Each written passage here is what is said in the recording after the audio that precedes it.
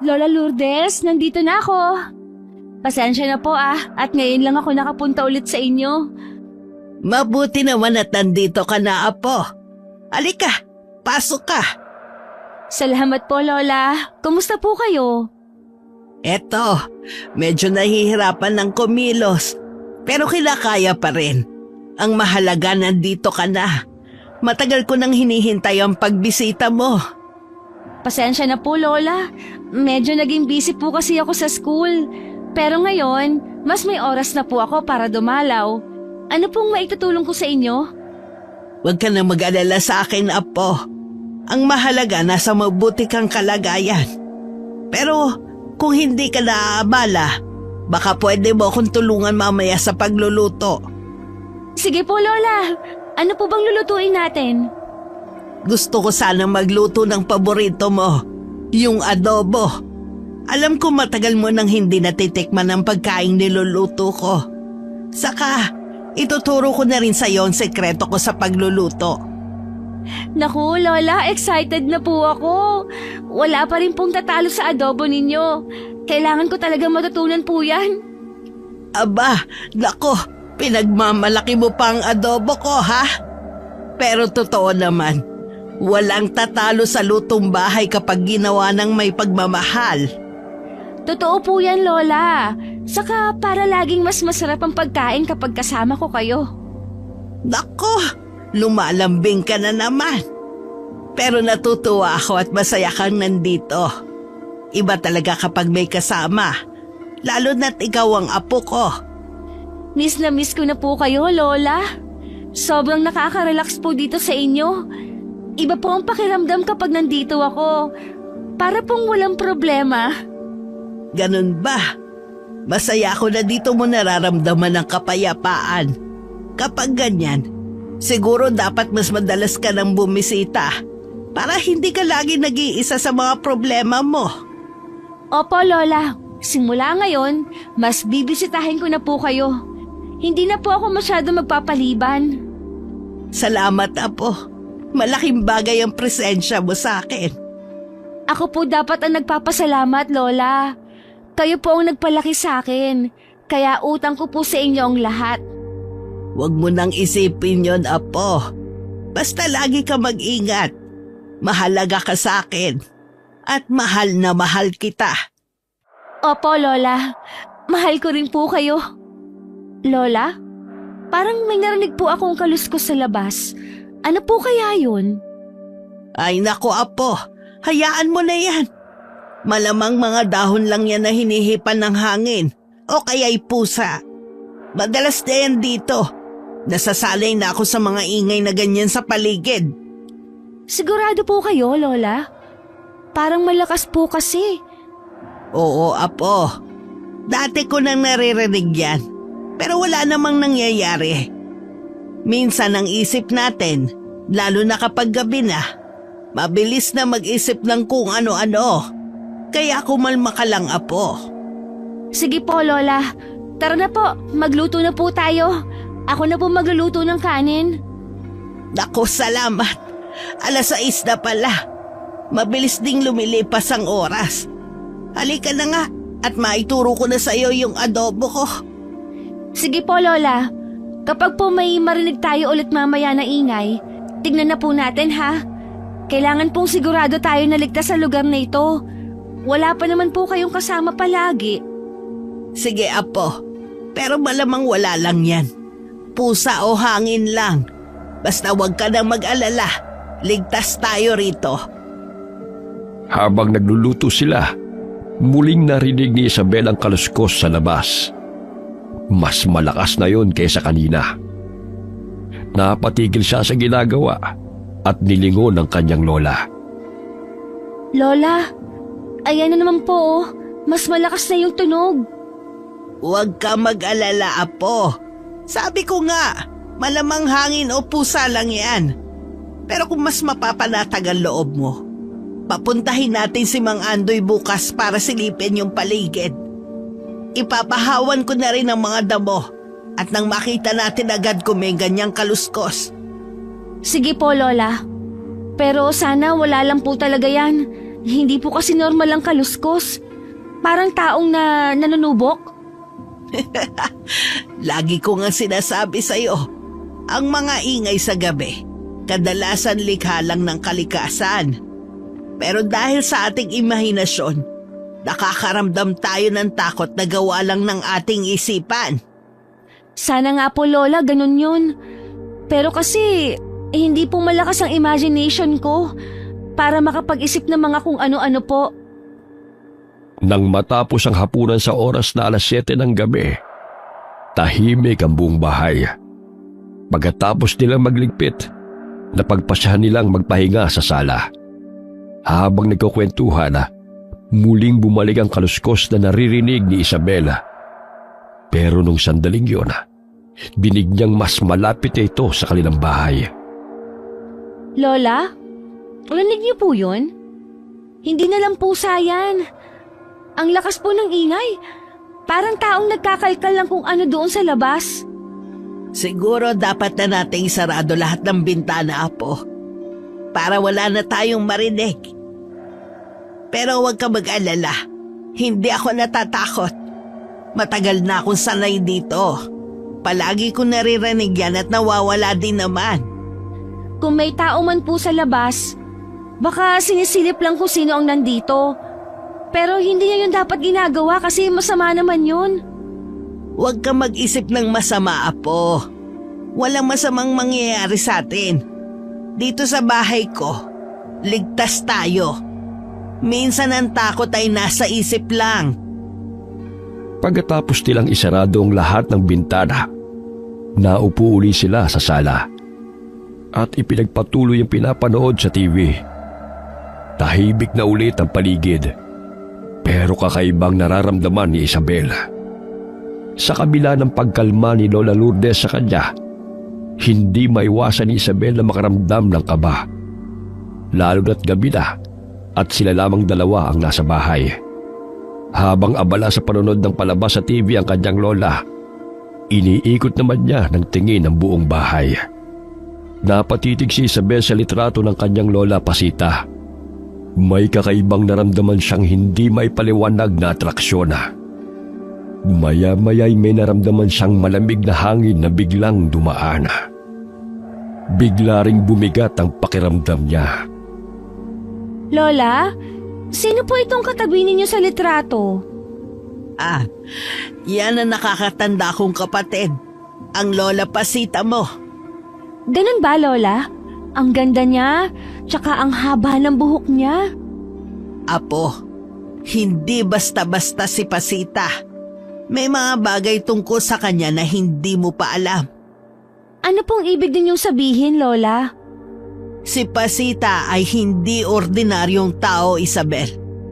Isa siyang aswang, pero mabait siya. Aswang? Pero Lola, akala ko po kwento lang yan. Paano naman po naging totoo yun? Totoo, Apo. Matagal na panahon na ang lumipas. Pero hanggang ngayon, ang lahi namin ay may connection pa rin sa mga kakaibang nilalang. Si Pasita, ginamit niya ang kanyang kapangyarihan para protektahan ng pamilya. Pero may kapalit ang lahat ng iyon. Ano pong kapalit, Lola? Apo, kapag ika'y dumating na sa tamang panahon, ikaw ang susunod na tagapagmana ng lihim ng ating lahi. Po? Hala ka! Paano po kung hindi ako pumayag, Lola? Naku, ayoko po maging aswang. Binibiro niyo lang po ako, hindi ba? Hindi kita binibiro, Apo. Hindi mo mapipili ang kapalaran mo, Isabel. Hindi mo ito pwedeng takasan. Kahit ibahin mo pa ang landas na tatahakin mo, doon ka pa rin mapupunta sa landas na para sa'yo. Sa iyong dugo, nakaukit ang kapalaran mo. Ngunit tandaan mo, may kapangyarihan kang magdesisyon kung paano mo ito gagamitin. Lola! Habang nag-uusap ang dalawa, bigla na lamang natumba si Lola Lourdes. Nagpanik si Isabela at hindi malaman kung anong gagawin. Mabilis siyang tumakbo sa may pintuan. Pagkabukas niya ng pinto, ay nagsisisigaw siya ng tulong sa mga kapitbahay. Maya-maya ay dumating si Tina. Lola? Lola, ano nangyari sa inyo? Tulong! Tulong! Tulungan niyo po kami! Ano nangyari kay Lola Lourdes? Hindi ko alam. Basta, bigla na lang siya natumba. Hala, hindi na siya humihinga. Subukan mo hawakan ang pulso niya. Nanginginig ang mga kamay ni Isabela habang papalapit siya sa kanyang lola upang pulsuhan ito. Wala siyang maramdamang pintig sa ugat ng matanda. Naghalo ang takot at pagkabigla sa mukha ng dalaga. Wala na siyang pulso, Tina. Anong gagawin natin? Kailangan natin siyang dalhin sa ospital. Bilisan mo! Tumawag ka ng tulong! Kailangan maagapan pa siya! Sige, tatawag ako. Sana hindi pa huli ang lahat. Habang tumatawag ng tulong si Isabela, bumalik sa kanyang isipan ang sinabi ni Lola Lourdes tungkol sa kanilang pamilya at sa sumpa ng mga aswanga. Naisip niya na baka konektado ang biglaang pagkatumba ng lola niya sa mga kwentong yun. Hindi. Hindi totoo yun. Hindi pwedeng totoo yun. Dumating ang ambulansya na galing sa barangay sa tulong na rin ng mga kapitbahay. Mabilis na dinala si Lola Lourdes sa ospital. Tahimik lamang si Isabela habang kasama si Tina habang nasa ospital sila. Nanlambot si Isabela nang sabihin ng doktor na pumanaw na ang matanda. Dead on arrival ito. Tina, hindi ko pa rin matanggap. Parang kahapon lang, nag-uusap kami ni Lola tungkol sa mga bagay na hindi ko maintindihan. Tapos bigla na lang, wala na siya. Ako lang ang apo niyang palaging dumadalaw sa kanya. Pati ang mga anak niya, hindi naman siya madalas na dalawin. Hindi na nila nakasama ang lola. Magugulat sila kapag nalaman nila ito. Pero nalulungkot ako. Sobrang bait ni Lola. Bakit ngayon pa siya kinuha? Gusto ko pa naman siya makasama ng mas madalas. Isabel, minsan talaga, ang buhay may mga bagay na hindi nating kontrolado. Matagal na rin nagpakita ng kahinaan si Lola Lourdes. Alam kong mahirap, pero siguro oras na rin niya. Kanina, Tina, nagkukwento pa siya tungkol kay Lola Pasita at sa sumpa ng aming pamilya. Marami pa akong tanong sa kanya, pero mukhang tinakasan niyang sagutin yun. Isabel, hindi ko alam ang tungkol sa mga aswang o sumpa. Pero ang alam ko, mahal ka ni Lola Lourdes. Pinupuntahan ko rin siya sa bahay niya at dinadalhan ng ulam. Ikaw ang palagi niyang binibida. Ang ikinuwento niya sa'yo, malamang dala na ng katandaan. Huwag mo nang pansinin ang mga sinabi niya. Baka nakikipagkwentuhan lang siya sa'yo. Baka sa kagustuhan niyang mapahaba ang kwentuhan niyo, nagbukas siya ng topic na magiging interesado ka. Hindi naman totoo ang mga aswang. Panakot lang yun sa mga bata. Siguro nga, Tina. Tahimik na tinanggap ni Isabel ang sinabi ni Tina. Pero sa kanyang puso, nararamdaman niya ang lumalalim na takot at kaba. Tinawagan ni Isabel ang kanyang magulang para iparating ang mga nangyari. Pagkatapos ay inasikaso niya ang labi ng kanyang lola. Dinala ang labi sa kanilang bahay at doon ibinurol. Nag-uwian ang lahat ng anak at mga apo ni Lola Lourdes. Matapos ang libing ng matanda, nagpasya si Isabel na balikan ang bahay nito. Bukod sa kanya, wala nang may gustong pumunta sa bahay na yun. Gusto niyang manatili sa bahay ng kanyang lola dahil gusto niyang panatilihin ang mga alaala nila. Sa kanyang pagbabalik, agad niyang naramdaman ang bigat ng nakaraan na bumalot sa kanyang puso. Katulad ng naranasan niya sa tuwing naroon siya sa bahay na yun, nakakarinig siya ng mga kaluskos sa paligid. Pero matapos ang ilang minuto, ay nawawala rin. Katahimikan ang sunod na bumalot sa paligid. Mas nakakatakot kaysa sa ingay. Nang gumabi na, sa gitna ng dilema, naramdaman ni Isabel na hindi siya nag-iisa. Bigla siyang nagulat nang makarinig ng boses na tumawag sa kanya. Isabel! Sino ka? Bakit ganyan ang boses mo? Ako lang to. Lumabas ka! Magpakita ka! Hi, Mari kong Isabel. Hoy, hayop kang kalabaw! Ikaw lang pala yan, Tina! Ikaw talaga kung ano-anong kalokohan ang ginagawa mo! Ikaw naman, masyado ka matatakutin. Ang dilim-dilim ka sa labas, sino hindi matatakot? Tapos nanakot ka pa. Ano bang kailangan mo? Si Mama kasi. Gusto kang pasamahan dito kaya nagpunta ako agad. Talaga ba? Pero hindi naman kailangan. Okay lang naman ako dito. Kasi naman Isabel, matagal na nilang sinasabi na may mga nangyayari dito sa bahay na hindi mo maintindihan. Baka daw may mga kung anong presensya. Ayaw ni Mama na mag-isa ka rito. Nag-aalala siya sa'yo. Ganun ba?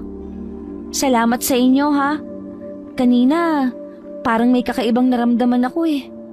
Ewan ko ba? Siguro pagod lang ako. Pagod ka na nga, tapos pupunta ka pa ritong mag-isa. Alam mo bang may mga kwento pa na dito raw tumitira ang mga kaluluwa ng mga ninuno nyo? Ha? Sino naman na nagkwento? Lola mo. Siya ang nagsasabi sa mga kapitbahay. Baka siguro dala na rin ng katandaan at saka wala nang makausap. Dahil sa pag-iisa niya, kung ano-ano ang mga sinasabi. Naalala ko pala. Sinabi ni Lola yung tungkol kay Lola Pasita. Hindi ko alam kung anong gagawin ko, Tina. Parang bigla na lang lahat ng sinabi ni Lola bumalik sa isip ko. Totoo kaya yun? Alam mo Isabel, kahit ano pa yung iniwan ni Lola Lourdes, hindi mo kailangan dalhin mag-isa. Kung may sumpa man o anumang kakaibang kwento, hindi mo yan haharapin ng walang tulong ng iba. Hindi ko na to sinabi sa'yo dati kasi ayokong dagdagan ng lungkot mo sa pagkawala ni Lola Lourdes. Pero ngayon sinasabi ko na kasi binabalik-balikan mo ang bahay na to. Kailangan alam mo ang kwento dito. Hindi sa tinatakot kita ha, pero malay mo 'di ba? At least sumagawan mo ng paraan. Kung gusto mo talagang tumira dito, ayusin mo ang bahay para gumaan ang pakiramdam mo sa bahay na to. Mahirap tumira kapag mabigat ang presensya ng bahay, di ba? Ewan ko, Tina. Simula nang pumanaw si Lola, parang may bumabalot sa akin na hindi ko maintindihan. Parang pinaparamdam sa akin ng bahay na to na may mga lihim akong kailangang tuklasin. Sabay natin tuklasin, Isabel. Kung ano man yun, alamin natin. Ha? Bakit ang laki ng ngiti mo? Gusto ko rin kasi malaman kung totoo ang mga kwento ni Lola Lourdes. Ayun! Yun ang sabihin mo. Nakikichismis ka. Pero salamat, Tina ha. Kahit papaano gumagaan ang loob ko. Siguro nga, mas mabuti na hindi ako mag-isa dito. Oo nga, at kung sakaling may multo nga, sabay nating harapin yan. Huwag na sanang umabot sa ganun ha. Baka mamaya, mauna ka pang tumakbo sa akin palabas ng bahay. Bagamat may halong takot at kaba, napanatag si Isabel dahil kasama niya si Tina. Habang tahimik na nag-uusap sina Isabel at Tina, bigla na lamang silang nakarinig ng kaluskos. Nagsimula ito ng mahina. Habang tumatagal ay unti-unting lumalakas at parang papalapit sa kanila. Isabel, narinig mo yun? Oo, narinig ko. Palagi ko yan naririnig kahit nung buhay pa si Lola. Lagi niyang sinasabi na wala lang daw yan. Pero alam kong hindi. Alam kong may kakaiba talaga. Maya-maya'y nakarinig sila ng mga yabag, malalakas, mabibigat, at dahan-dahan sa paghakbanga. Pakiramdam nila ay papalapit sa kanila ang yabag na yun. Napatayo si Tina at sinimulang libutin ang tingin ng paligid. Habang si Isabel ay napahawak sa braso ng kaibigan. Hindi siya makagalaw sa kinatatayuan. Tina, wala naman tayong kasama dito, di ba?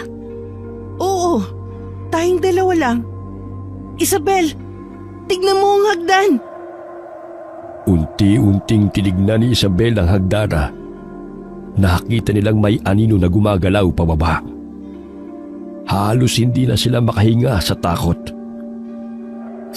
Sino ka? Isabel, umalis na tayo. Hindi ko na kaya to.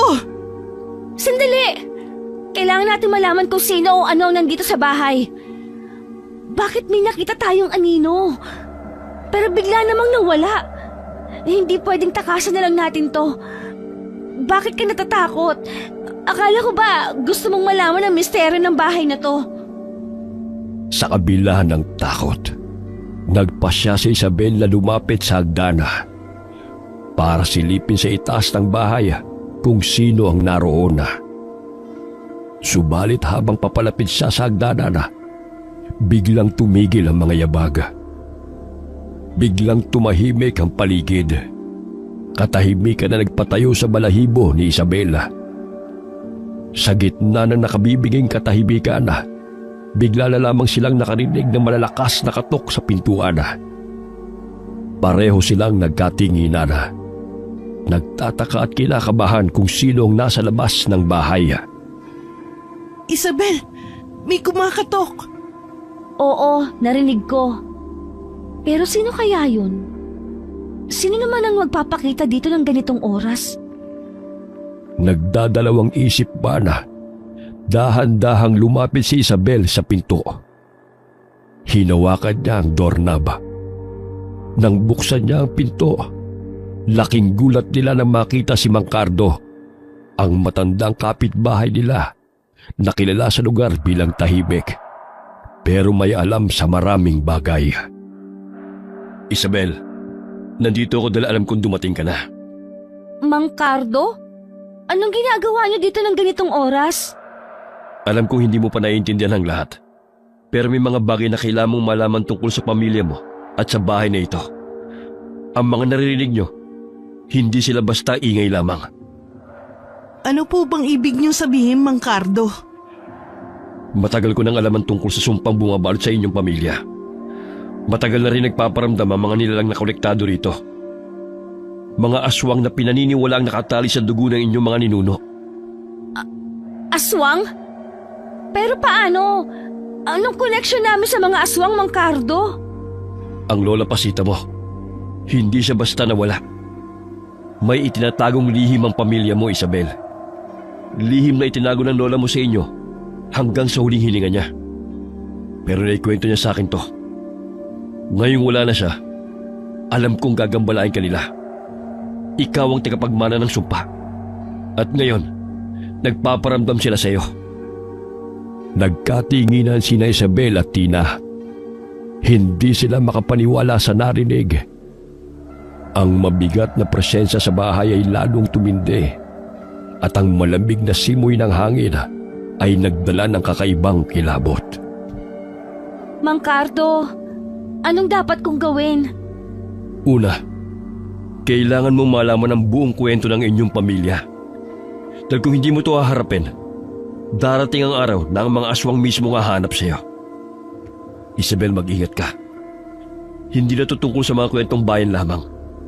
Kailangan mong harapin ang katotohanan bago pa maging huli ang lahat. Hindi ho ba naikwento ni Lola sa inyo ang tungkol doon? Hindi. Konti lang ang sinabi niya. Ikaw pa rin ang alam sa lahat ng lihim na dapat mong malaman. Salamat, Mang Cardo. Nang tuluyan ng makaalis si Mang Cardo, nanatiling nakatayo sina Isabel at Tina sa sala.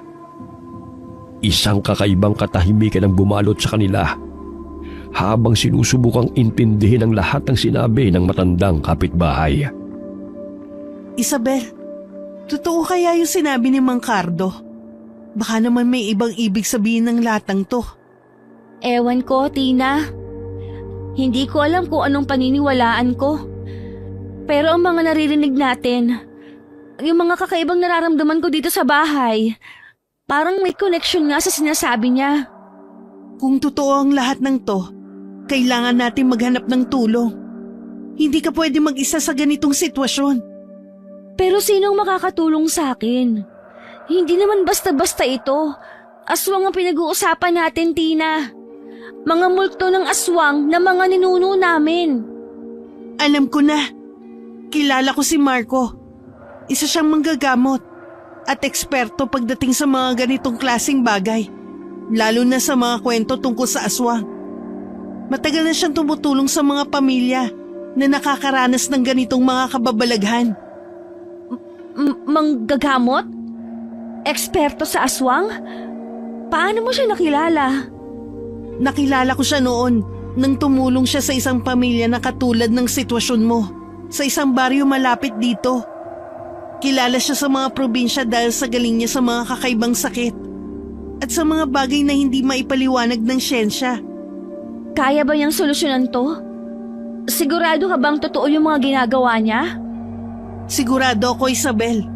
Alam kong mahirap paniwalaan, pero nakita ko kung paano niya tinulungan yung pamilya noon. Kung totoo ang mga sinasabi ni Mang Cardo, si Marco ang makakatulong sa'yo para maintindihan ang sumpa ng pamilya mo. Sige, Tina. Wala naman akong ibang kakapitan. Kausapin mo si Marco. Kailangan ko ng tulong niya bago pa lumala ang lahat ng ito. Nagpasya si Tina na kausapin si Marco. Umaasang mapapawi nito ang takot at misteryo na bumabalot sa lumang bahay ng lola ni Isabel. Kinabukasan, dumating si Marco matapos sunduin ni Tina, dala ang kanyang mga gamit. Kasama sina Isabel at Tina, sinimulan nilang suriin ang lumang bahay. Sinuri ni Marco ang bawat sulok ng bahay. Malakas ang enerhiya sa buong bahay. May mga elemento sa bahay na ito. Kailangan natin maging maingat. Marco, anong ibig mong sabihin? Totoo ba ang mga sinasabi ni Mang Cardo tungkol sa pamilya ko? Posibleng may katotohanan ng kanyang mga sinabi. Kadalasan, ang mga aswang ay nakakabit sa malalalim na sugat ng nakaraan. Ang sumpay dumadaan mula sa isang henerasyon hanggang sa susunod. Kailangan nating alamin kung saan ito nagsimula. Habang patuloy sila sa paghahanap ng mga sagot, napansin ni Marco ang isang kahon na natabunan ng alikabok sa ilalim ng isang lumang aparador. Nang binuksan nila ito, tumambad ang isang sinaunang libro. Ang mga pahina nito ay gulong-gulo na, pero malinaw ang mga sinaunang simbolo at teksto. Ano kaya to? Parang napakatanda na ng librong to. Ito ay isang gabay para sa pakikitungo sa mga nilalang ng dilim, mga aswang at iba pang nilalang. Ang mga ritual at proteksyon ay nakasaad dito. Mukhang itong matagal na nilang ginagamit para labanan ng sumpa. Ibig sabihin, may paraan para mapigilan ng sumpa? Oo, ngunit hindi ito madali. Kailangan nating sundin ang mga nakasulat dito ng tama. Isa pa, hindi lamang proteksyon ang kailangan natin. May mga nilalang sa labas ng bahay na naghihintay ng pagkakataong umatake. Habang binabasa nila ang libro, bigla nilang narinig ang mga yabag sa labas ng bahay. Nagkatinginan sina Isabel at Tina, habang si Marco ay agad na lumapit sa bintana. Tumambad sa kanila ang isang lalaki mula sa kabilang nayon na nakatayo sa harapan ng bahay. Hindi nila kilala ang lalaki, pero may kakaiba sa kanyang itsura. Hindi normal ang kanyang mga galaw at ang kanyang mga mata ay nanlilisik kung tumingin. Sino yan? Hindi ko kilala ang taong yan. Isa siyang aswang. Nagpapanggap siya bilang tao. Pero nararamdaman ko may masama siyang intensyon. Kailangan natin maghanda. Maya-maya, ang lalaki sa labas ay mabilis na nagbago ng anyo. Mula sa pagiging tao, unti-unting lumabas ang kanyang tunay na anyo bilang isang aswang. Humaba at tumulis ang kanyang mga kuko at pangil. Pagkatapos ay mabilis niyang sinalakay ang bahay. Sumampa sa bintana at nagpupumilit na pumasok. Nagsimulang manginig sa takot ang dalawang dalaga. Marco, anong gagawin natin? Basahin natin to. Dito sa librong ito, may mga ritual at proteksyon laban sa mga aswang. Habang nagpupumilit ang aswang sa pagpasok, sinimula naman ni Marco ang isang sinaunang dasal mula sa libro. Kinuha niya ang dalang langis at dinasalan gamit ang ritual na nakasulat sa libro. Agad niyang ipinahid sa kanilang mga kamay ang langis na yun. Kitang-kita ni Isabel na kumikinang ang langis. Kumislap din ito sa dilim. Nang balingan ni Isabel ang aswang na nasa bintana, bigla na lamang itong umatungal. Tila nasilaw ang aswang sa langis. Sa pagkataranta ni Tina, hinablot niya kay Marco ang bote ng langis at isinaboy sa aswang. Gulat na gulat sila nang magliyab ang katawan ng aswang. Mabilis na tumakas ang aswang at parang naglaho sa kadiliman ng gabi. Napahinga na lamang ng malalim sina Isabel at Tina, habang si Marco ay nag-iisip kung paano tuluyang wawakasan ang banta ng mga aswang. Isa lang yun sa kanila. Marami pang susunod. Kailangan nating tapusan ang sumpang ito bago sila bumalik. At mas malakas pa sa isang yon ang mga babalik na aswang. Paano silang babalik? Anong klaseng aswang ba sila? Mga multo sila ng mga aswang. Naghahanap sila ng gabay para tumahimik na ang kanilang kaluluwa. Ngayong wala ng lola mo, ikaw lang susunod na gabay nila. Hindi sila mapapalagay hanggat hindi ka pumapayag. Bumabalik sila para kumbinsihin ka sa kung anong tungkulin mo. Nagsisiahon ng mga multong aswang mula sa libingan nila para magkaroon sila ng koneksyon sa bago nilang gabay. Kailan ito matatapos, Marco? Ano pang kailangan nating gawin? Nakakatakot naman ito. Nasa atin ang kaalaman, pero kailangan nating hanapin ang pinagmulan ng sumpa. May mga ritual pa tayong kailangang gawin. At kung hindi tayo magtatagumpay, wala nang ligtas sa mga susunod na gabi. Alam ni Isabel na wala na silang oras para magduda. Ang tanging paraan para makalaya sa sumpa ng kanilang pamilya ay ang tapusin ito anuman ang mangyari. Matapos ang pag-atras ng aswang, bumalik ang katahimikan sa paligid ng bahay. Ngunit alam nilang hindi yun magtatagal. Si Isabel ay tahimik na nakaupo sa tabi ni Marco at Tina. Habol pa rin ang kanyang hininga mula sa nakakatakot na engkwentro. Marco, hanggang kailan tayo magtatago? Kailangan nating tapusin to. Pero paano? Saan natin sisimulan? Sinasabi ng libro na ang sumpa ay nagsimula mula sa isang kasalanang ginawa ng isang ninuno mo, Isabel. Nabanggit ni Mang Cardo ang lola Pasita mo, hindi ba? Oo, pero hindi ko alam ang detalye. Ang sabi lang ni Lola Lourdes, mag-ingat ako sa mga bagay na hindi ko lubos na nauunawaan. Baka ang ibig niyang sabihin ay ang sumpa na to. Kung si Lola Pasita ang dahilan, kailangan nating malaman ang ginawa niya para maipasa ang sumpang to sa pamilya mo. Kailangan natin magsagawa ng mas malalim na ritual. Ayon sa librong ito, ang lugar ng pinagmulan ng sumpa ay malapit sa inyo. Sa loob ng inyong lupa, may isang lugar na tinatawag nilang Punong Maharlika. Dito daw una nangyari ang paglabag. Punong Maharlika? Hindi ko maalala na may ganoong lugar dito. Hindi ito basta makikita. Kailangan nating sundin ang mga gabay na binigay ng libro. Kapag nahanap natin ang puno, doon natin isasagawa ang ritual para maputol ang sumpa. Mukhang kailangan talaga nating harapin to. Mas mabuti nang tapusin ang sumpa ngayon kesa habulin tayo ng mga aswang na multo habang buhay. Nagdesisyon na sila na simulan ang kanilang paghahanap sa punong sinasabi sa libro. Kinabukasan, sinimulan na nilang libutin ang lupain ng yumaong matanda. Habang sila ay naglalakad, pakiramdam ni Isabel na tila binabantayan sila ng hindi nakikitang mga mata. Ang weird ng pakiramdam dito. Parang ang dilim kahit umaga pa. Nararamdaman ko malapit na natin makita ang lugar na hinahanap natin. Bumibigat ng presensya sa paligid. Nagtatayuan na nga ang mga balahibo ko dahil sa kilabot eh. Saka, ang lamig dito ah. Huminto sa paglalakad si Marco.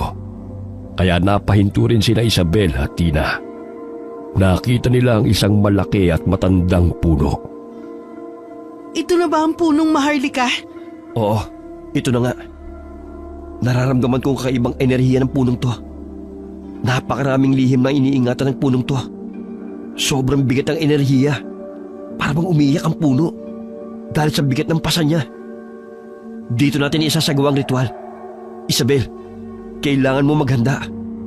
Ang ritual na ito ay delikado. Kung hindi natin ito magagawa ng tama, mas malalakas na aswang ang darating. Gagawin ko ang lahat. Basta matapos na itong sumpang ito. Sa gabay ng libro, nagsimula si Marco ng sinaunang ritual. Gubuhit siya ng mga simbolo sa lupa gamit ang puting asin at dugo ng dumalagang manok na kanilang dala. Ayon ito sa nakasulat sa libro, si Isabel ay lumuhod sa harap ng puno habang si Tina ay nagbabantay sa paligid. Mabilis na nagbago ang ihip ng hangin at ang klima sa paligid ay lalo pang lumamig. Nararamdaman nila ang enerhiya ng mga nilalang na gusto silang pigilan. Sa ngalan ng mga ninuno, hinihiling namin ang sumpay maputol dito at ngayon. Lola Pasita, ipakita mo sa amin ang ginawa mo upang ito'y may tama. Biglang lumitaw ang isang anino mula sa katawan ng puno at sa harapan nila, naging isang babae ito. Nagpalit ang anyo nito. Humaba ang buhok at lumilipad pa sa hangin. Humaba ang mga kuko nito at lalong tumulis sa mga pangil na humaba pa na lagpas sa labi. Maya-maya ay biglang nagsalita si Tina. Iba ang boses nito. Nang lingunin ni Isabel ang kaibigan, nakita niyang namumula ang mga mata nito na parabang nagbabagang uling. Galit na galit ang mukha ni Tina. Nanlilisik din ang kanyang mga mata. Isa akong pagkakamali. Ang mga aswang ay binayaran ko ng dugo upang mailigtas ang aming angkan. Ngunit ngayon, ako ang nagdurusa sa aking pagkakasala. Tina? Bakit ganyan ang mukha mo? Tina? Sumapi sa kanyang kaluluwa. Kaluluwa? Nino? Ng Lola Pasita mo. Teka, kung sumapi sa kanya, sino yung kanina na... Hinagilap pa ni Isabel ng tingin ng babaeng lumabas mula sa katawan ng puno. Nagulat siya dahil wala na ito roon. Nang balikan niya ng tingin si Tina, nakita niyang nasa likod ng kaibigan ng babaeng hinahanap niya. Nakalutang ito sa hangin at patuloy na tinatangay ang mahabang buhok at suot nitong damit. Nakatungtong sa balikat ni Tina ang paa ng babae. Mahaba at matutulis ang kuko sa paa ng babaeng yun. May isang huling sakripisyo. Dugo ng aking sariling apo ang kailangan upang mabayaran ang aking nagawang kasalanan. Isa lamang ang makakawala. Isa lamang ang mananatili. Lola, layuan mo si Tina. Wala siyang kaalam-alam dito. Huwag mong idamay ang kaibigan ko. Huwag kang makialam. Hindi ba tinawag ninyo ako para alamin kung ano ang dapat gawin? Galing ako sa impyerno.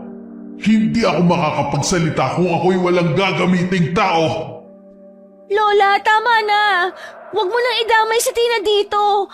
Ako na lang. Ako na lang. Baka hindi kayanin ang katawan niya. Ikinagulat nila ang biglang pagdating ni Mang Cardo. Matapang nitong sinabuyan ng likido ang katawan ni Tina. Itong para sa'yo! Mang Cardo? Ano yan? Anong ginagawa ninyo? Itigil niyo po yan! Nasasaktan po si Tina! Marco! Tulungan mo si Tina! Pigilan mo si Mang Cardo! Iwan mo ang batang yan! Hindi mo kakayanin ang holy water na ito! umatungal ng malakas si Lola Pasita. Kaya sumigaw na rin ng malakas si Tina. Maya-maya pa ay bumagsak si Tina, pero kaagad na lumutang ang katawan niya sa hagin. Nawalan ito ng malay pagkatapos sapian. Paulit-ulit na sinabuyan ni Mang Cardo ng holy water si Tina, habang si Marco naman ay umuusan ng dasal para itaboy si Lola Pasita. Maya-maya ay sumabog ang kaluluwa ng matandang babae at tuluyan nang naglaho. Unti-unti namang bumagsak sa lupa si Tina. Kaagad na nilapitan ni Isabel ang kaibigan at ginising ito. Nang magkamalay na si Tina, ay mabilis silang bumalik sa bahay. Napagdesisyonan nilang magpahinga na muna at muling magplano para sa susunod na hakbang. Naghahanda si Isabel ang maiinom at makakain, habang sina Tina at Marco ay nag-uusap at nagtatawanan. Sinusubukang pagaanin ang mabigat na nararamdaman mula sa mga nangyari. Alam kong napagod kayo sa nangyari, pero may dapat ba kayong malaman bago kayo magdesisyon sa mga susunod niyong hakbang? Mang Cardo, ano po ba yun? Hindi ko sinabi to kanina dahil hindi pa kayo handa. Pero oras na para malaman yung totoong dahilan kung bakit hinahabol kayo ng mga aswang. Ang pamilya niyo, Isabel, ay matagal nang may kaugnayan sa mga aswang. Nung panahon pa ng mga ninuno niyo, nakipagkasundo ang mga ninuno mo sa kanila para protektahan ang kanilang mga ari-arian at pamilya mula sa mga kaaway. Pero ang kapalit, dugo. Kada ilang dekada, isang miyembro ng pamilyang dapat ialay upang matugunan ang kasunduan. Ngunit nung tumanggi ang Lola Pasita mo sa alay, nagsimula ng sumpa. Habang buhay si Lola Pasita mo noon, ay nakakabit sa kanyang katawan ang enerhiya ng mga aswang na namatay upang patuloy sila makakuha ng enerhiya ng mga tao. Ang mga aswang bago sila mamatay, nagsasagawa ng ritual para ikonekta ang kaluluwa nila sa Lola Pasita mo. Nang sa ganon, kahit nasa libingan na sila, nakakahigo pa rin sila ng enerhiya ng mga tao. Sa ganon, napapayapa sila at hindi bumabangon sa hukay. Kapag naputol yon, babangon sila at magiging mga amalanheg. Pero hindi kinaya ng Lola Pasita mo dahil ayaw niyo makita mga taong nauubos ang enerhiya. Pero nung mamatay siya, nalipat ang sumpa sa Lola Lourdes mo. Pero magkaiba sila. Ang Lola Lourdes mo, sariling enerhiya niya ang kanyang binigay sa mga aswang para hindi sila makakuha sa iba. Kaya mabilis na lang hina ang katawan niya. Pero namatay ang Lola Lourdes mo na hindi sinalin sa iyo yung sumpa. Ibig sabihin, naputol ang sumpa na yon. Dahil doon, nagagalit ang mga aswang. Bumabalik sila, nagmumulto. Ngayon, gusto nilang bawiin ang nawala sa kanila. At ikaw, Isabel, ikaw ang target nila. Kaya pala walang tigil ang mga aswang. Hindi ko alam paano ko ito haharapin, Mang Cardo. Hindi ko po alam ang gagawin. Hindi mo to kayang harapin ng mag-isa. Kailangan mong tapusin ang kasunduang ito. Subukan mong hanapin ang paraan sa libro na nakita niyo ni Marco at baka doon mo makita ang solusyon. Pero tandaan mo, Isabel, mahalaga ang bawat desisyon na gagawin mo mula ngayon.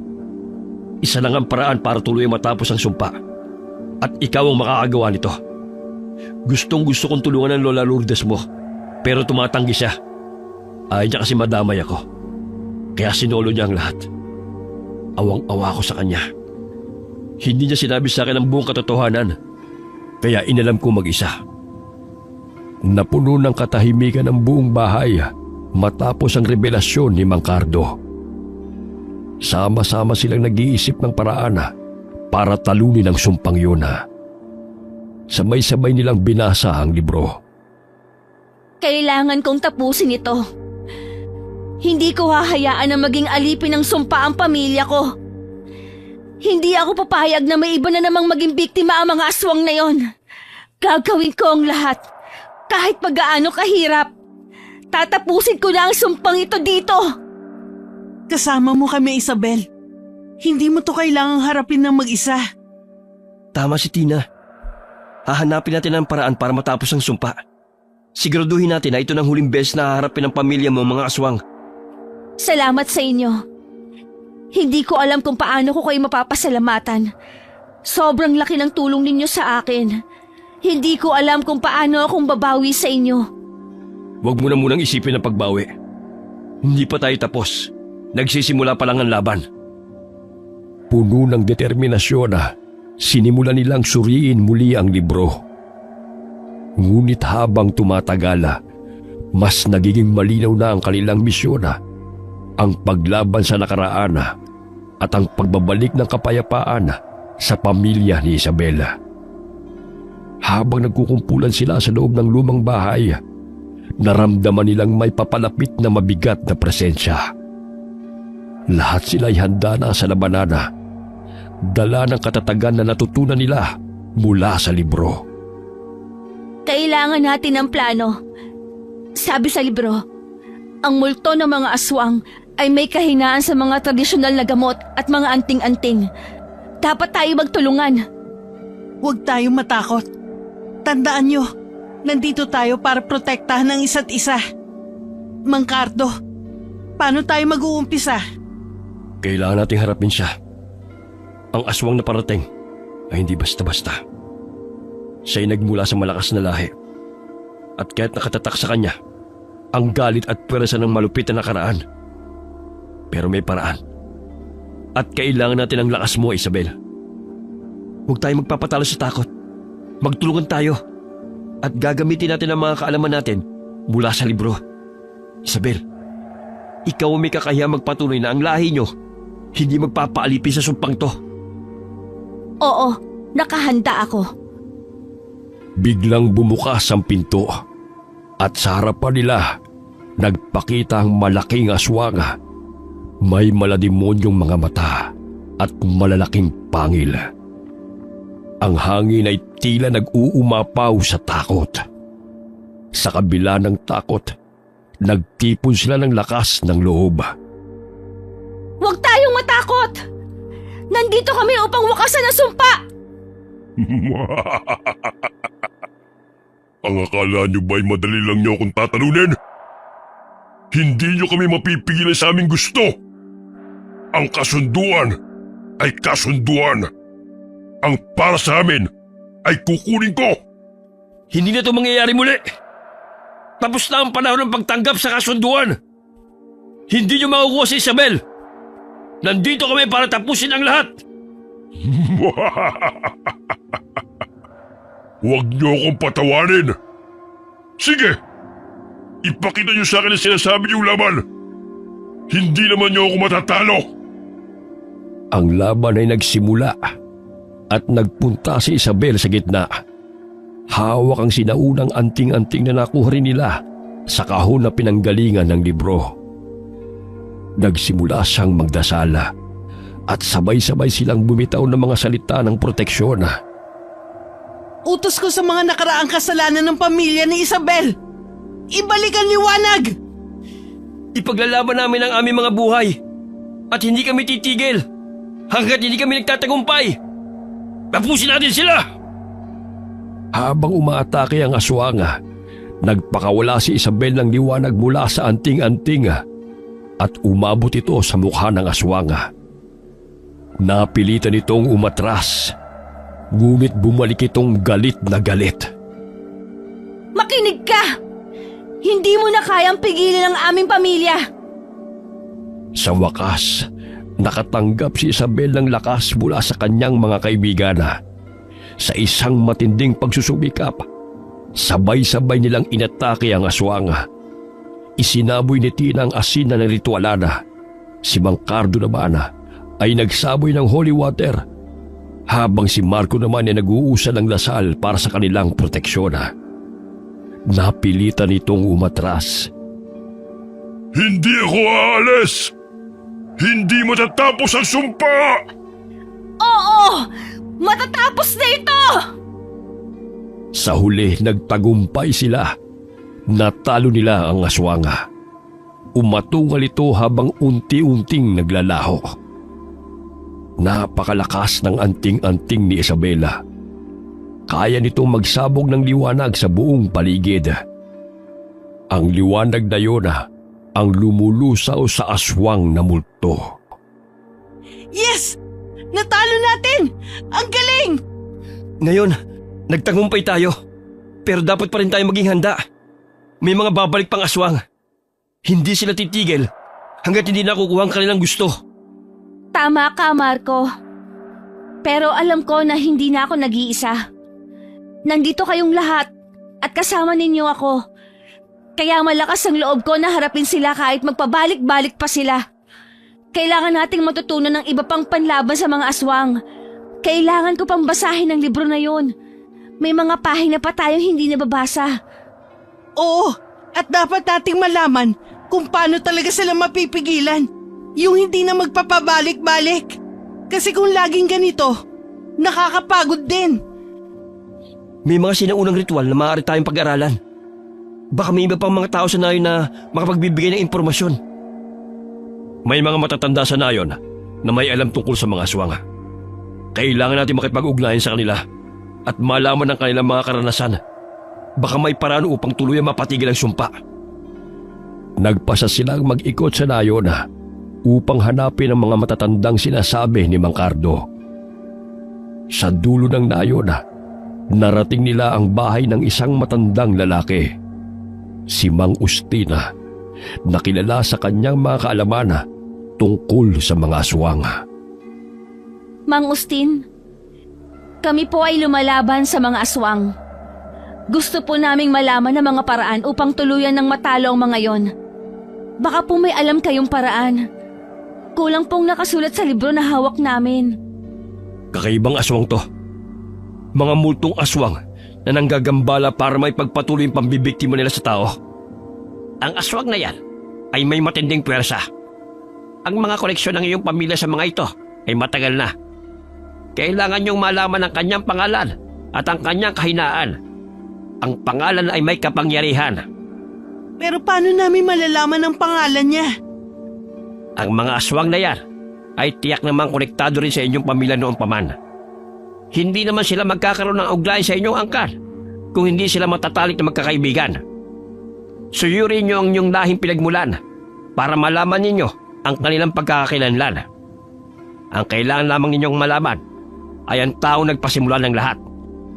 Kapag natalo niyo ang pinakapuno, matatalo na rin ang mga sanga. Ritualan niyo ang pangalan na yon, kasama ang litrato niya, o kahit anong gamit na may kinalaman sa kanya. Doon matatapos ang lahat.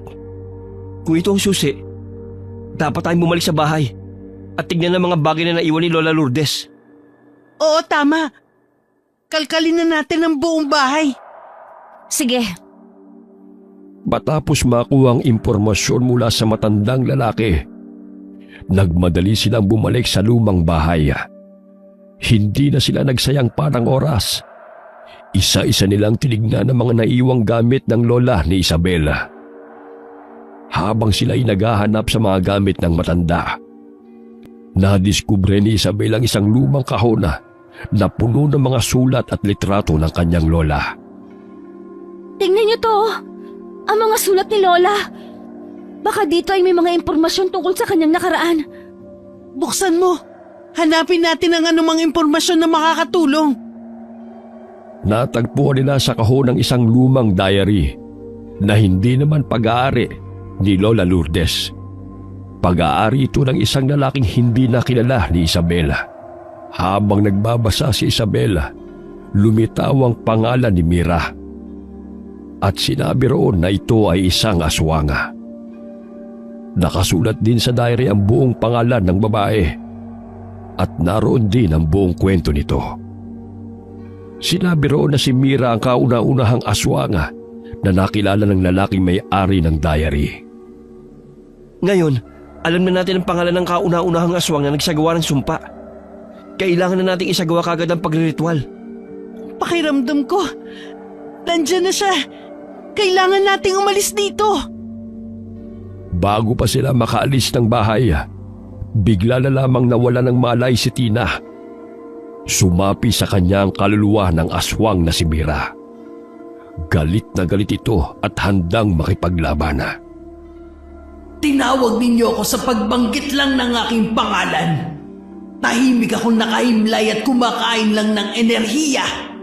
Pero bigla na lang natapos ang lahat. Hindi ko alam kung saan ito natapos. Pero dahil sa pagtawag ninyo sa akin, natuntun ko ang dahilan ng pagkaputol ng pinagkukuhanan namin ng enerhiya. Kayo pala. Ngayon, oras na upang ibalik ang sakripisyo! Hindi kami natatakot. Ngayon, alam na namin ang iyong pangalan.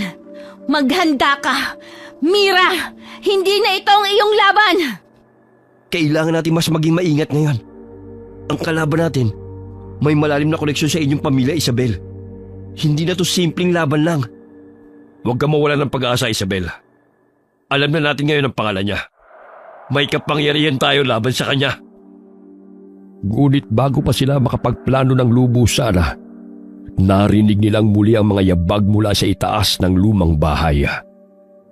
Lumakas ang hangin at nagkaroon ng matinding lamig na bumalot sa paligid. Unti-unting dumami ang mga aswang na multo sa buong bahay. Nagsiahon sila mula sa pagkahimlay dahil nawala na sila ng enerhiya na nakukuha. Hindi na napakali ang mga aswang sa libingan, kaya galit na galit silang bumalik para maningil. Isabel, akala mo ba'y makakatakas ka sa sumpa? Matagal na akong naghihintay sa araw na ito. Ngayon, magbabayad kayo para sa mga kasalanan ng inyong lahi. Unti-unting lumalapit sa kanila ang mga multo, habang si Tina naman ay unti-unti nagpapalit ng anyo. Nagkakaroon siya ng mahabang kuko at matatalim ng ngipin. Mas humaba rin ang kanyang buhok na tila galit na galit dahil sa mararahas na paggalaw nito sa hangin. Hindi ka na makakapagpatuloy sa sumpa mong ito. Pinagbayaran na ng pamilya namin ang mga pagkakamali noon. Walang sapat ang pagbabayad.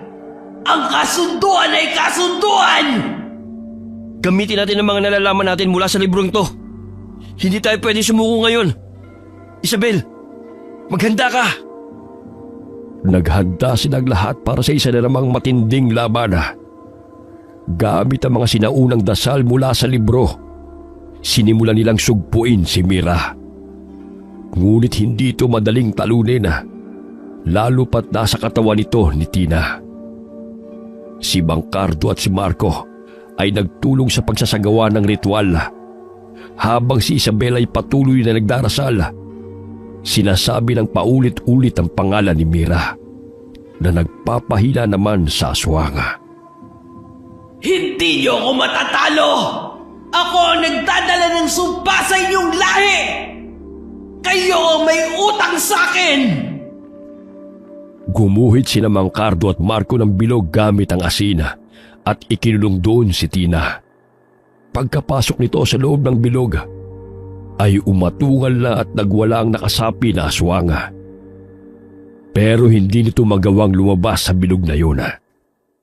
Habang nagwawala ang aswang, ay sabay-sabay na umusal ang dasal ang tatlo. Habang ginagawa yun, ay nagsasaboy naman ng holy water si Bangcardo sa mga aswang na pilit lumalapit sa kanila. Dahil hindi sila makapagdasal ng maayos dahil sa mga aswang na pilit sumusugod, naisipan ni Marco na gumawa rin ng bilog sa sahig gamit ang asin. At doon ay ikinulong nila ang kanilang mga sarili. Hindi na sila malapitan ng mga aswang, kaya naisagawa nila ang pagriritual para maibalik sa impyerno si Mira. Parang binabagyo ang buong bahay dahil sa lakas ng puwersa. Ilang minuto rin ang lumipas at maya-maya ay nakita nilang lumalabas sa bibig ni Tina ang kaluluwa ni Mira. Umaatungal pa ito. Galit na galit. Habang lumalabas ito ay panay ang wisik ni Bangcardo ng holy water sa aswang hanggang sa tuluyang maglaho. Naiwan pa ang boses nitong nakakakilabot. Kasunod nun ay naglaho din ang mga multong aswang sa paligid. Maya-maya ay bumagsak na ang katawan ni Tina sa sahig. Tina! Sige, pwede mo na siyang lapitan. Bakit ba palagi sa kanyang sumasapi ang mga multo? Siya kasi ang pinakamahina sa atin. Anong susunod na gagawin natin? Tapos na ba? Para kasing hindi pa.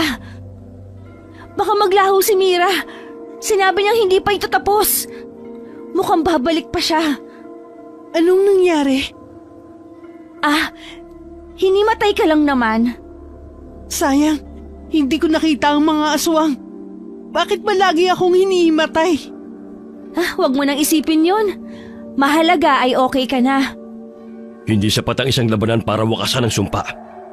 Kailangan nating alamin ang buong kwento ni Mira at ang nangyari sa kanyang buhay. Sige, tignan natin ang mga naiwang bagay dito sa bahay. Baka may mga clue tayo na makikita. Baka may mga litrato, mga sulat, o ano man makapagbibigay linaw sa nangyari. Pero bago yon, kailangan muna natin magpahinga. Kailangan din natin ng lakas. Matapos ang ilang araw, pumunta uli sa bahay ang tatlo. Binuksan uli ni Isabel ang diary at binasa ang iba pang nakasulat doon. Wala na siyang ibang nakuha pa dahil wala nang nakasulat sa mga sumunod na pahina. Teka, tignan mo tong litrato oh. Nakasaad dito na ito ang huling larawan ni Lola Pasita kasama si Lola Lourdes. Napansin ko ang mga mata nila. Pareho.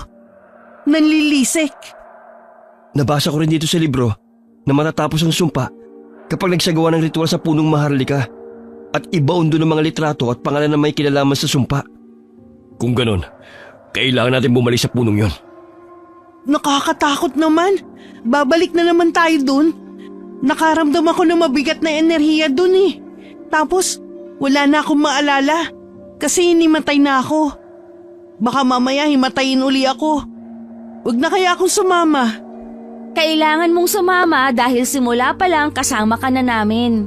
Sige ka, kapag hindi ka sumama, baka mamaya sa'yo malipat ng sumpa. Hala siya, nanakot pa. Sasama na po. Binalikan nga nila ang punong maharlika. Dala ang mga bagong kaalaman mula sa libro. Nakahanda na silang harapin ang nakaraan at wakasan ang sumpa. Malamig ang hangin at ang enerhiya ay bumibigat. Ito na ang pagkakataon natin. Hindi na natin dapat patagalin pa. Bago pa muling bumalik ang kung sino man sa kanila. Tama. Ayon sa libro, pagkatapos natin magritual at ibaon ang mga gamit na ito, kailangan natin sunugin ang altar. Teka, Ang puno mismo ang altar. kasi doon sila nagsasagawa ng ritual noon. Oo, tama. Baka nga ang puno ang altar. Teka, susunugin natin ang puno? Wala nang ibang paraan. Sa bagay, Pakiramdam ko, may nanonood na naman sa atin. Naririnig ko ang mga yabag. Kailangan natin magmadali. Sinimulan nilang magritual. Habang isinasagawa yun, ay nakakarinig sila ng napakaraming yabag na papalapit. Sumisiksik na si Tina kay Isabel dahil sa takot. Todo kapit na rin ito sa braso ni Isabel. Maya-maya'y naghukay na sa lupa si Marco at ibinaw naman ni Mang Cardo ang mga litrato at ang papel na nakasulat ang mga pangalan na may kinalaman sa sumpaan. Habang tinatabunan nila ito, naglabas naman ng matinding liwanag ang suot na kwintas ni Isabela.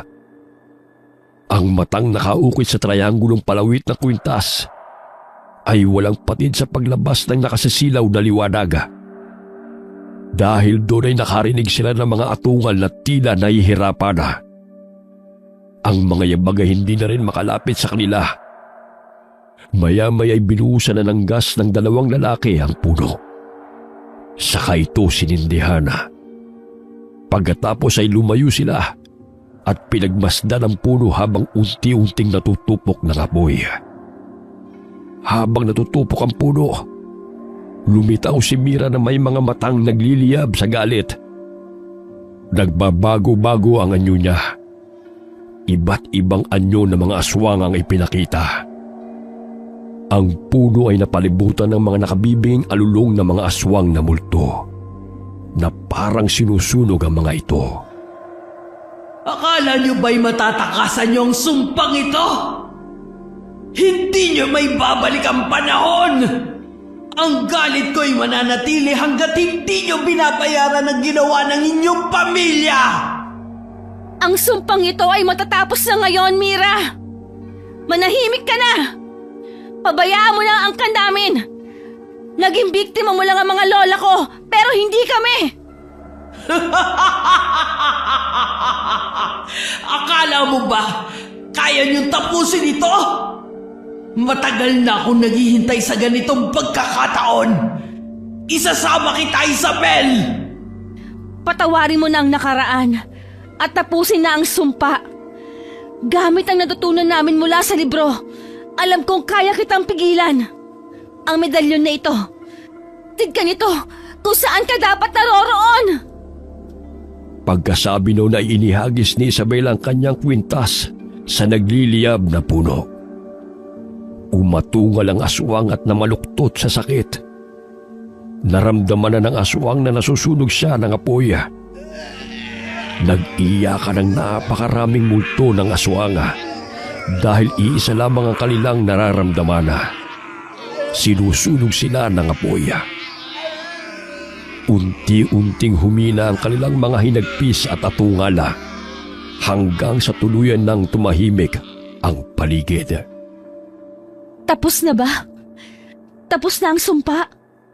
Hindi pa, pero malapit na. Sana nga matapos na to. Nakakakilabot na sobra. Sa pagkakataong yun, ginamit nila ang huling ritual na natutunan nila mula sa libro. Isang ritual ng pagpapatawad at pagbabalik ng kapayapaan sa mga naunang henerasyon. Pagkatapos nun ay lumitaw sa tabi ng nagliliyab na puno ang kaluluwa ni na Lola Pasita at Lola Lourdes. Nakangiti sila kay Isabela. Hindi man nagsasalita ang dalawa. Naramdaman ni Isabel na nagpapasalamat sila sa kanya. Ramdam ni Isabel na napalaya niya sa sumpa ang kanyang mga lola. Pagkatapos kumuway ng dalawa, ay unti-unting naglaho ang mga ito. Gumuhit ang kulay puting liwanag mula sa langit at hinigop sila. Paalam, Lola Pasita, Lola Lourdes. Hindi ko po kayo sinisisi sa lahat ng nagawa ninyo. Salamat po at dahil sa inyong sakripisyo, hindi kami nadamay sa sumpa. Salamat po, mga lola ko. Sa wakas natapos na ang sumpa. Matapos ang matinding laban, bumalik ang kapayapaan sa lumang bahay ng pamilya ni Isabela. Ang dilim at bigat na dati nararamdaman sa bawat sulok nito ay napalitan ng liwanag at magaan na enerhiya. Para kay Isabela, ito ang simula ng bagong yugto sa kanyang buhay. Ang daming nangyari pero sa wakas, tapos na ang lahat. Nakatakas na rin sa sumpa ang pamilya ko. Maraming salamat sa inyo. Oo nga, sa wakas, hindi ko na kailangan matakot sa energy sa bahay nyo. Balik na tayo sa normal na buhay. Napakalaking desisyon ang ginawa mo, Isabel. Hindi lahat ay magkakaroon ng tapang para harapin ang ganitong sitwasyon. Mahirap, pero kailangan. Hindi ko man mababago ang nakaraan. Pero natutunan kong hindi ko rin dapat itong takasan. Ngayon, handa na akong simulan ng bagong kabanata nang walang takot at walang sumpa. Dito na ako talaga titira sa bahay na ito. Dito kasi may mga kaibigan akong totoo. Salamat sa inyo, ha? Isa na namang magandang kwento ang aking naranasan ngayon. Alam niyo po, Mang Cardo, ikaw ang buhay na diary sa lugar natin. Wala ka nang ginawa kundi ang mag-ikot at mangalap ng mga kwentong buhay ng mga tao. Dinaig mo pa ang mga marites. Nagtawanan sila dahil sa sinabi ni Tina. Napakamot na lamang ng ulo si Mang Cardo dahil medyo nahiya siya. Tinulungan nila si Isabel na ayusin ang bahay. Pininturahan nila ito para mabigyan ng bagong itsura. Grabe! Ang dami palang pwedeng ayusin dito. Para bang kapag tinanggal natin ang sumpa, pati mga kalat at damo, sumuko rin. Siguro. Pero ngayon, mas mahalaga na wala ng mga aswang na magpapagulo rito. Ang ganda ng pakiramdam. Dati, punong-puno ng takot at mga anino. Ngayon, para bang mas magaan ang hangin. Para bang sa wakas, nahanap ko ng kapayapaan. Salamat sa inyo. Hindi ko magagawa ito kung wala kayo. Ang ganda na ng bahay ni Lola. Lagi kami nandito para sa'yo, Isabel. Alam kong malayo pa ang tatahakin mo. Pero sa bawat hakbang, nandito lang kami. Habang lumilipas ang mga araw, ang mga alaala ng madilim na nakaraan ay nanatiling leksyon para kay Isabel. Ngunit higit pa sa mga lihim ng pamilya at sumpa, natutunan niya ang tapang, katapatan at pagmamahal sa sarili. Sa huli, napagpasahan niyang yakapin ang kapayapaan at bitiwan ng mga lihim na nagbigay ng takot at pangamba sa kanilang angkana. Ngayon ang lumang bahay ay naging simbolo ng bagong simula. Isang bahay ng alaala, ngunit wala ng mga aswang at puno na ng kapayapaan. Grabe, Isabel. Kung iisipin mo, ilang linggo lang ang nakalipas, parang ibang-iba na ang mundo. Akala ko dati, simpleng buhay lang tayo sa probinsya. Tapos biglang may mga aswang at mga lihim na lumabas. Oo nga, parang ang bilis ng mga pangyayari. Hindi ko nga inaasahan na ganito pala ang lihim ng pamilya namin. Nakakatakot isipin na ang mga taong malapit sa'yo, may mga itinatagong madilim na lihim. Pero sa totoo lang, Isabel, bilib ako sa'yo.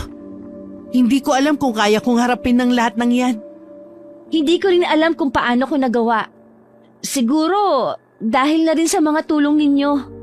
Kung wala kayo, baka bumigay na ako. Pero kailangan nating tapusin ang sumpati na. Hindi lang para sa akin, kundi para sa buong pamilya natin. Para sa kinabukasan natin. Tama ka. At ngayon tapos na.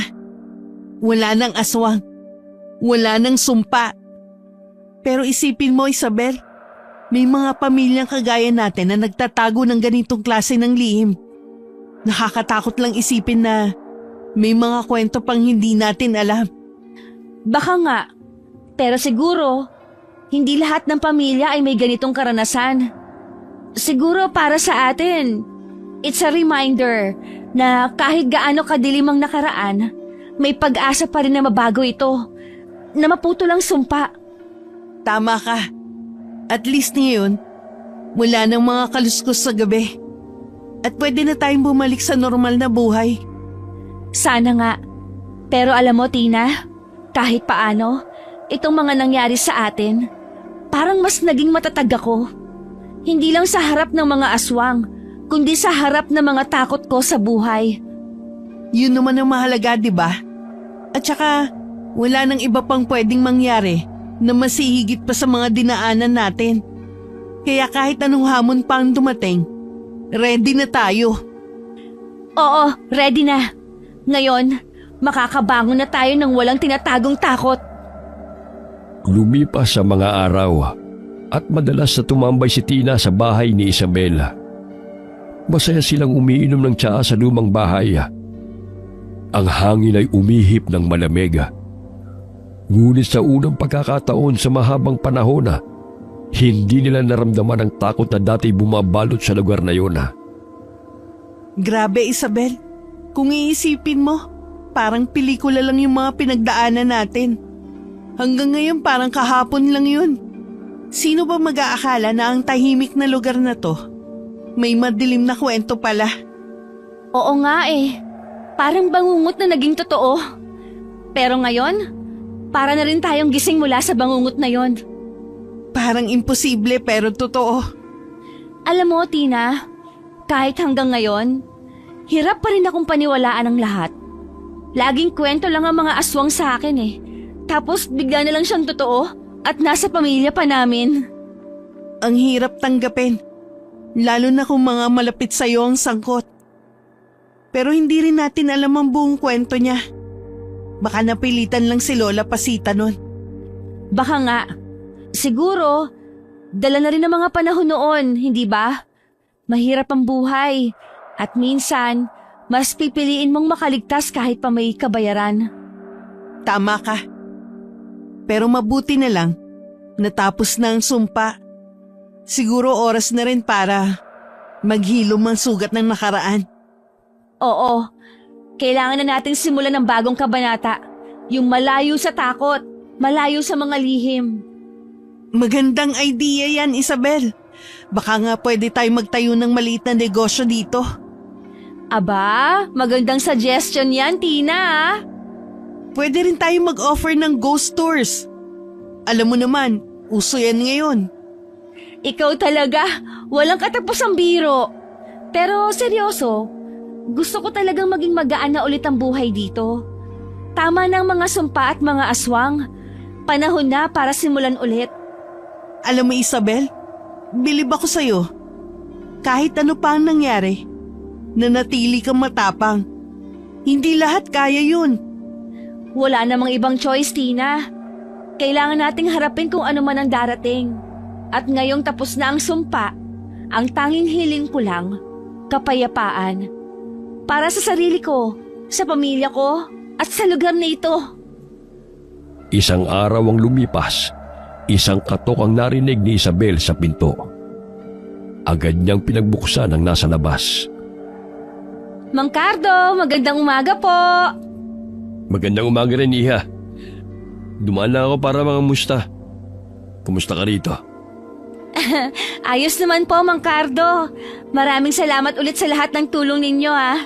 Kayo po, kumusta? Ayos naman. Kailangan ko lang siguro magpahinga. Matagal ko na rin dala yung bigat ng mga nakaraan. Pero ngayon, para mas magaan na. Tapos na yung sumpa. Buti naman po, Mang Cardo. Alam nyo, sa kabila ng lahat ng nangyari, alam namin na ginawa nyo lang ang sa tingin nyo ay tama noon. Nakakagulat ka naman, Tina. Bigla ka nalang sumusulpot dyan. Hindi madaling gawing tama ang mali, Tina. Pero sa tulong nyo, nagawa nating tapusin ang lahat. Nakakamiss din, ano? Hala, si Mang Cardo, parang gustong umulit. Basta ako, ayoko na ah. Hindi ah. Kaya nga ako naparito eh. Para magpasalamat at magpaalam. Hindi na ako magtatagal dito. Kailangan ko na magsimula sa ibang lugar. Baka sa ibang lugar kasi may bagong adventure. Mag-iingat kayo palagi ha. Magpapaalam na kayo, Mang Cardo? Oo, Iha. Panahon na rin siguro para magpahinga. Matagal na akong nagdadala ng mga lihim na yan eh. At ngayong tapos na ang sumpa, gusto kong maghanap ng kapayapaan. Pero tandaan nyo, hindi ko kayo makakalimutan. Salamat sa lahat ng ginawa nyo para tapusin ang sumpa ng mga aswang. Mag-iingat kayo, Mang Cardo. Sana matagpuan nyo ang hinahanap nyong kapayapaan. Mag-ingat po kayo. Maraming salamat din po sa lahat. At sa huling pagkakataon na, tumango si Mang Cardo bago ito lumakad palayo. Habang pinagmamasdan nila Isabel at Tina ang papalayong figura ng matandang lalaki, napuno ng pag-asa ang kanilang mga puso. Habang pinapanood nila Isabel at Tina ang papalayong si Mang Cardo, nagbalik sa kanilang isipan ang mga kaganapang bumalot sa kanilang buhay. Ang mabibigat na alaala, ang takot sa aswanga, at ang mga sakripisyong ginawa upang tapusin ang sumpa ay tila naging bahagi na ng kanilang kasaysayan. Ay, grabe no. Parang kahapon lang, kinatatakutan natin si Mang Cardo. Tapos ngayon, parang bahagi na siya ng buhay natin. Oo nga. Hindi ko rin maisip na natapos na lahat. Parang ang bilis ng mga pangyayari. Pero mabigat ang mga natutunan natin. At least tapos na. Wala na yung takot sa dilim, sa mga kaluskos, at sa mga kung ano-anong aswang.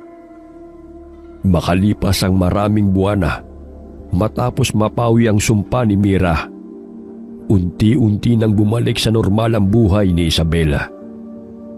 Ngunit sa kabila ng katahimikan, nanatili sa kanyang isipan ang mga alaala ng kanilang pinagdaanan. Sa kabila ng lahat ng takot at panganib, isang bagay ang naging malinaw sa kanya: ang kanyang nararamdaman para kay Marco. Ilang linggo matapos umalis ni Mang Cardo, ay nanligaw naman si Marco kay Isabela. Dahil sa kabutihan ng binata at sa masugid nitong panliligaw, nahulog ang loob ni Isabel sa kanya. Parang ang layo ng mga nangyari, ano? Kung iisipin, hindi ko akalain na magiging maayos ang lahat ng ito. Oo, parang panaginip lang. Pero kahit na, handa akong harapin ang kahit na anong halimaw. Basta kasama kita. Ang cheesy mo talaga! Pero totoo, salamat Marco. Hindi ko kakayanin ang lahat ng ito kung wala ka. Hindi lang ikaw ang lumaban, Isabel. Ginawa natin to na magkasama. At ngayon, wala nang halimaw o aswang na makakapigil sa atin. Sa mga sumunod na linggo, mas naging malapit sina Marco at Isabela. Nagsimula sila magplano ng mas tahimik at masayang buhay. Tinuldukan na ni Marco ang kanyang pagkahumaling sa mga aswang at misteryo. Nais niyang ituon ang atensyon sa bago nilang simula. Isabel, iniisip ko na siguro panahon na para tumigil ako sa pagiging eksperto tungkol sa mga aswang. Gusto kong magkaroon ng mas normal na buhay. Nakasama ka. Wala nang misteryo o panganib, kundi kapayapaan. Gusto ko rin yan. Tama ng pakikipaglaban sa mga halimaw. Siguro naman, tapos na ang mga kababalaghan sa buhay natin. Nagpatuloy ang kanilang buhay sa probinsya, malayo sa mga dati nilang kinatatakutan. Hindi na muling bumalik si Marco sa pagiging eksperto sa mga aswang, at sa halip ay sinimula nilang magtayo ng simpleng negosyo sa lugar.